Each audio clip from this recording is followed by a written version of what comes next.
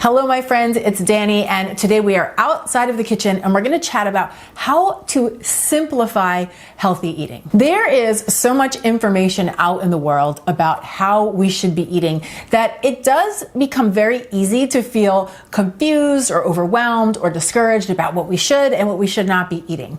And I find that oftentimes the nutritional experts that you may turn to for advice, they become very focused on optimal nutrition or on the very little nuances about food and nutrition. And I know for myself, this can actually create more confusion and less clarity. I have found it to be way more helpful to step back and take a bigger, broader view of nutrition and healthy eating as a way to simplify my approach to food and feeling good on a day-to-day basis. I am always looking for ways to simplify, whether that is simplify how I cook, simplify how I go about my days, or simplify how I think about and approach my food. So today I want to break down 3 key components that have really helped me to simplify the way I approach my healthy eating goals with the intention of also making it more clear and more simple for you. So first things first, without attaching to any type of food morality or giving your food any labels such as good and bad, a really simple practice is to simply begin by focusing on real, whole, unprocessed foods as close to their natural state as possible most of the time. Right? So eating a variety of foods like fresh vegetables, fresh fruits, high quality protein sources, healthy fats like avocados and nuts, and then good, smart, natural carbohydrates like sweet potatoes and whole grains. This really eliminates the need to get overly logical about food, and it makes it very easy to determine whether or not you're making a healthy choice just relying on this very simple baseline. Now, there are definitely other nutritional factors that you want to consider when it comes to eating well, but not at the expense of this broader baseline. Meaning, if you are currently eating a lot of highly processed foods, a lot of low quality foods, a lot of foods that don't have life and vitality and energy in them, before you start to try to focus on a lot of the small nuances in nutrition or focus on supplementation, just reel things back and practice getting on the playing field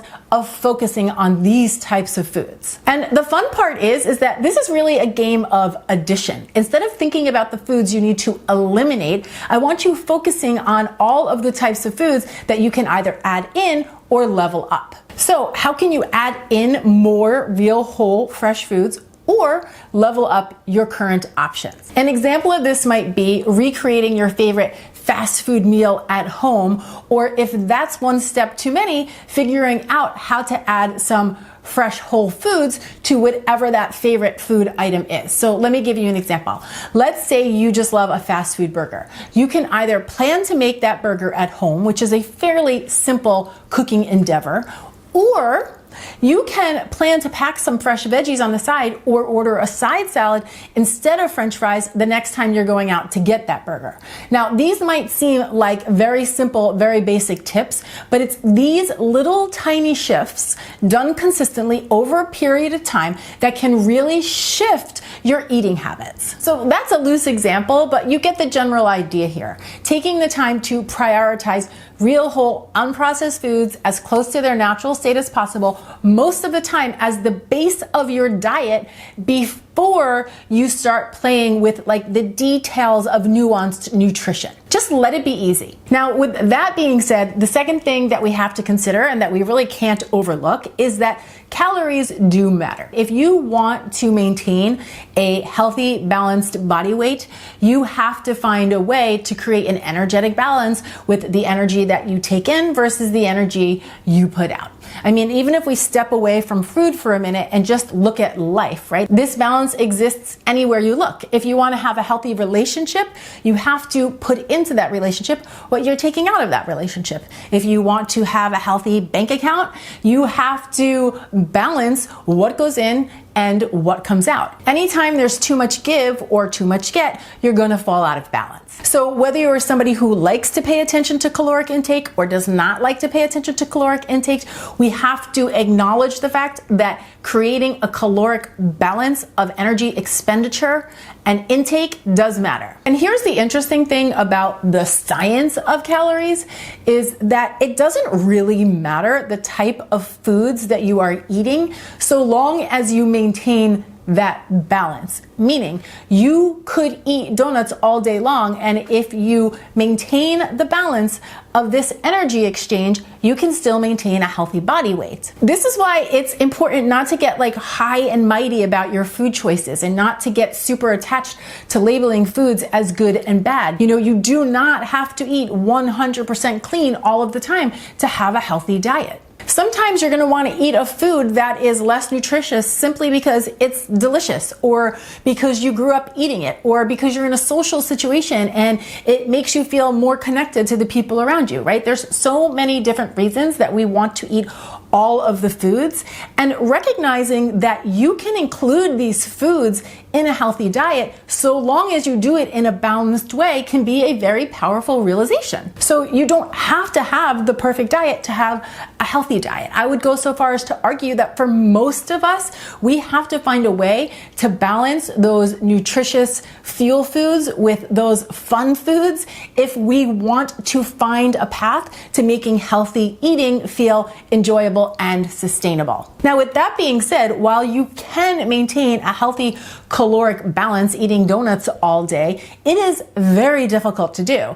It's much easier to stay within a healthy caloric range when you are focusing on real whole foods as close to their natural state as possible most of the time. And that's simply because you're going to get more variety this way. You're going to get more nutrients, more vitamins, more minerals, more protein, more healthy fats, more fiber, etc. And when you are doing that, you tend to be more satisfied and more satiated, which makes it a lot easier to maintain that energy balance. And this is something that you can and should experiment with yourself, right? Drop the food labels, forget about what's good and bad, and notice, how do you feel? What works for you, right? Take a few days and plan a breakfast where you go out and you get a latte and a pastry and see how you feel. Not just how you feel about how the food tastes, but how you physically feel. Does it keep you satisfied? Are you satiated? How quickly are you hungry after? Are you energized, etc.?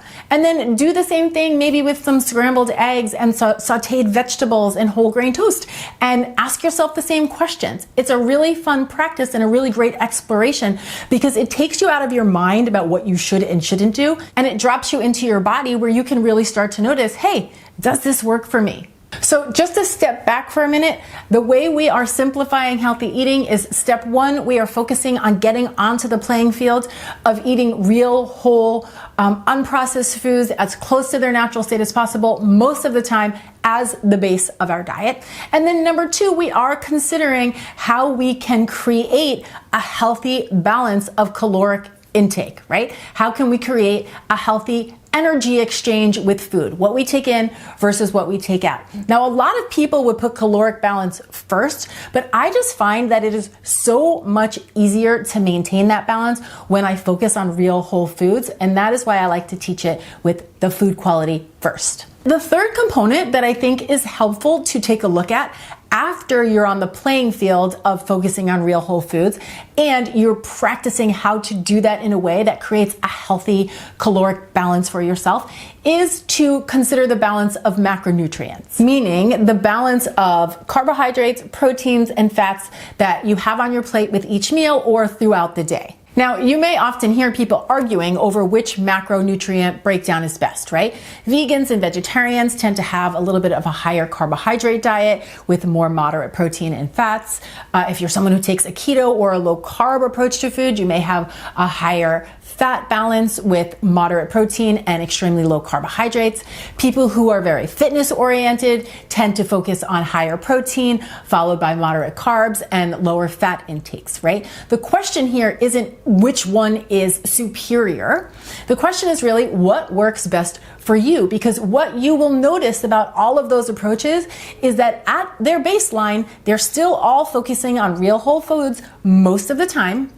And they are doing this in a balanced way, meaning they are finding a balanced energy exchange and staying within a healthy caloric range. What you don't see or what doesn't work is having a diet that's high fat and high carbohydrate or a diet that's high protein and high fat, right? Because at the end of the day, that would just create too much food. So the key is to play with the shifts in the balance of these macronutrients to see what makes you feel the best, what allows you to eat foods that you enjoy the most, and ultimately what gives you the most energy and vitality. So all of this to say, before you drive yourself crazy and get really nitty-gritty with your approach to eating well, right? Before you dive into extreme dietary practices or buying a bunch of unnecessary supplements, try to step back and look at your nutritional approach, your healthy eating habits through a broader lens. Ask yourself, have I mastered these 3 core nutritional concepts, right?